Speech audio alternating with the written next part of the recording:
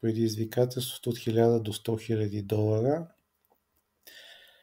Днес сутринта имах една сесия, където изкувах доста, нищо не спечелих. Можех да си загубя вчерашната добра печалба. И сега реших да понаправя малко пари и съответно, ако мога да позапиша нещо. Тук съм отворил две позиции от по $1 и двете са ми на печалба за сега. По принцип са добре и двете. Може би ще се прецакам, да, но имах всички условия и основания да отворя buy позиции тук.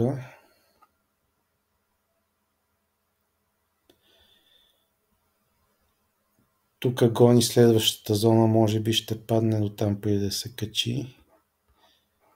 Имаме 20 секунди да видим как ще завърши. Не, проби надолу. Окей, значи тук отваряме още една позиция.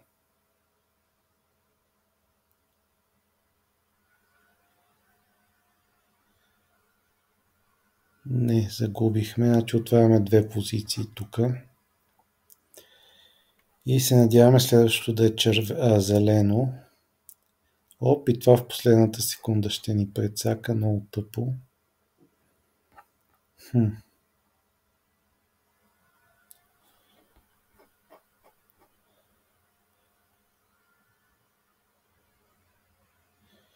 Не, това го спечелихме, значи 1 от 4 за сега печелим.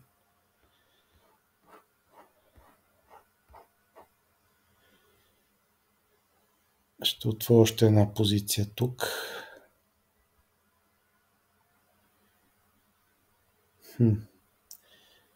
Това упорито се опитва да пробие надолу. Нормално тук е даунтренд на 5 минути.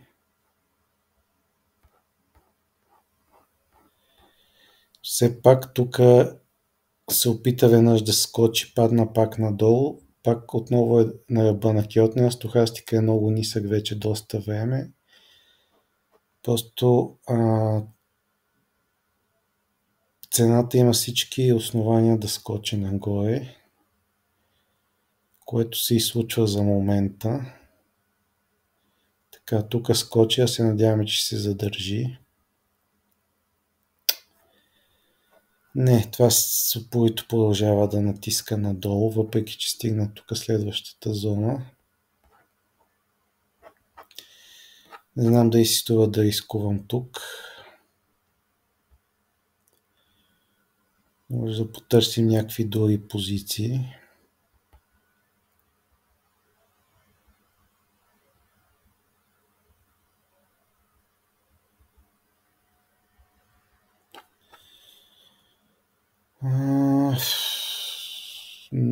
Ако следващото е зелено е окей, ако не е... Не.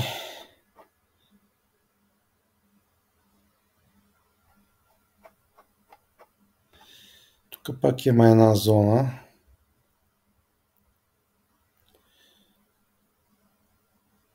$5. Това е максимума, който ще рискувам тук. Понеже загубих $3, значи отварям $5 позиции, за да възстановя евентуално.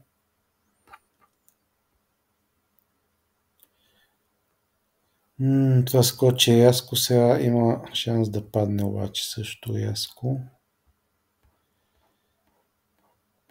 Ето, връща, за съжаление късно ще загубим тази позиция също.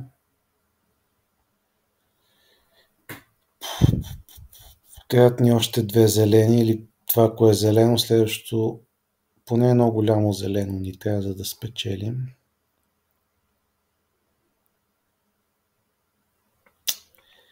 Не, определено не ми харесва как се движи, продължава да натиска надолу цената. Може би ще си намеря друга после след тази.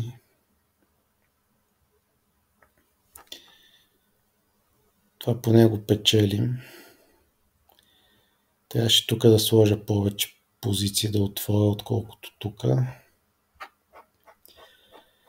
Но много често правя така, да, слагам повече пари на позиции, които са по-лоши. Пренебрегвам други, които очевидно изглеждат по-добре. Но пък това зелено най-накрая скочи както очаквах. Просто стохастика остана прекалено ниско долу. Рано или късно трябваше да скочи да направи много голямо зелено. Имаме още една минута обаче. Да се надяваме, че няма да върне рязко надолу.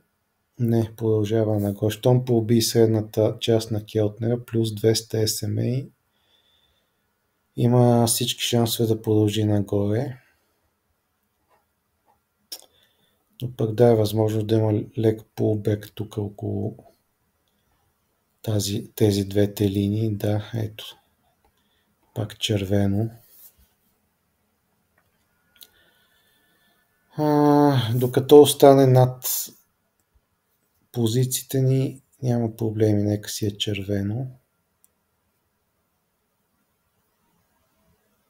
Още 20 секунди.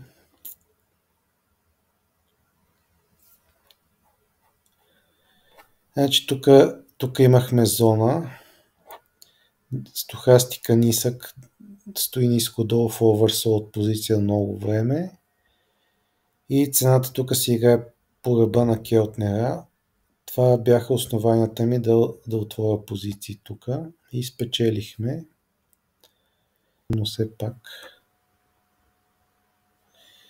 Така, това ме изкушава до някъде. Добре, ще отворя $1 позиция за сега. Стохастика е много ниско. Проби Келтнера. Зигзага се формира и като цяло е uptrend. Но пък на 5 минути е под 200 SMA. От друга страна пък вижте как се движи тук в горната част на Келтнера. Реагира на средната линия. Да очаквам тук пак да реагира и следващото да е зелено.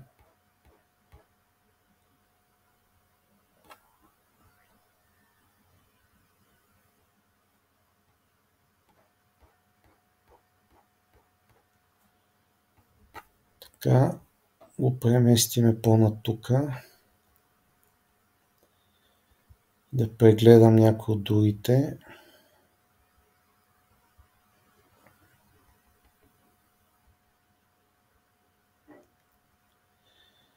В момента е събота и търгуваме само OTC. Това не е реален пазар, това е симулиран пазар от брокера. Така че тук са възможни много странни движения на цената и манипулации по принцип, но пък аз му свикнах и даже предпочитам на OTC да търгувам, отколкото на реалния пазар. Поне някакси са по-плавни и предвидими движенията, поне за мен. Докато на реалния пазар е възможно да има някакви супер рязки скокове и спадове, които изглеждат съвсем нелогични.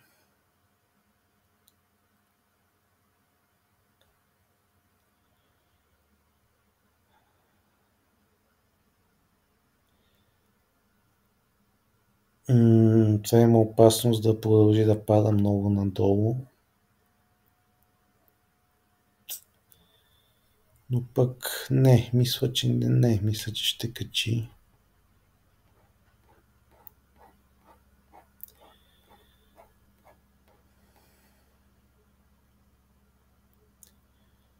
Ако следващото е зелено, е окей.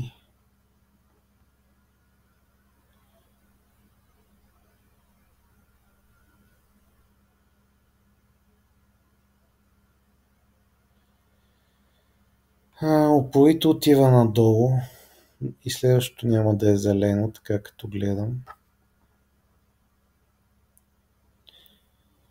Но пък трябва да скочи в близките 1-2 минути, трябва да скочи според мен цената. Първата позиция губиме. Първата позиция губя със сигурност, имам още 3 отворени. 3 от 4 да спечеля ще е добре. Не, понатиснаха го надолу. Окей, значи 1, 2, 3, 4, 5, 6, 7, 8. Окей, $10 позиции. 12. Съм една идея по-агресивен тук, защото трябва да правя пари. Ми омръзна да... Днес така и така бях агресивен. Вчера направих добра печала, може да си позволя да загубя малко пари.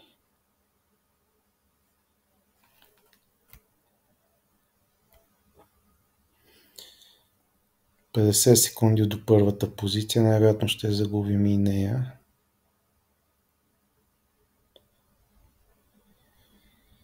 Не, доста време стои долу. Може би ще натисне чак до тук някъде, до това. Много неприятно, че вече изкувах $15 и съм назад, ако ги загуба. Ами се искаше да не поем много големи рискове.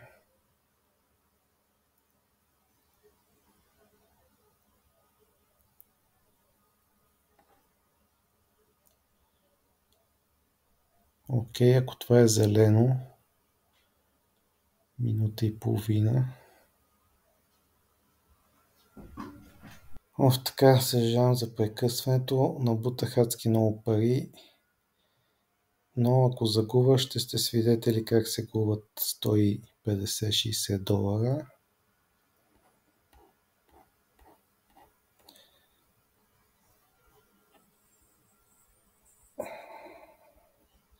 Адски се надявам това да е зелено. Окей, още малко. Така, задръж горе.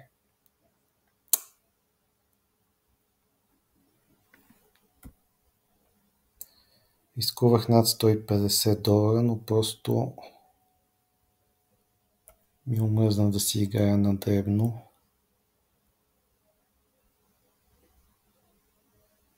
8, 7, 6, 5, 4, 3, 2, 1. Почва да лагва, като имам отворени много позиции и много ме дразни. Добре, спечелих някои позиции. Все още съм $100 назад. И това червеното сега ме убива просто. Имам 36 секунди, надявам се да не обърне рязко. Чаквам още едно зелено. Просто стоя много дълго време стохастика долу и реших да рискувам повече пари. Сега като че почна да качва. Окей, имаме 10 секунди, докато се затворят следващите позиции.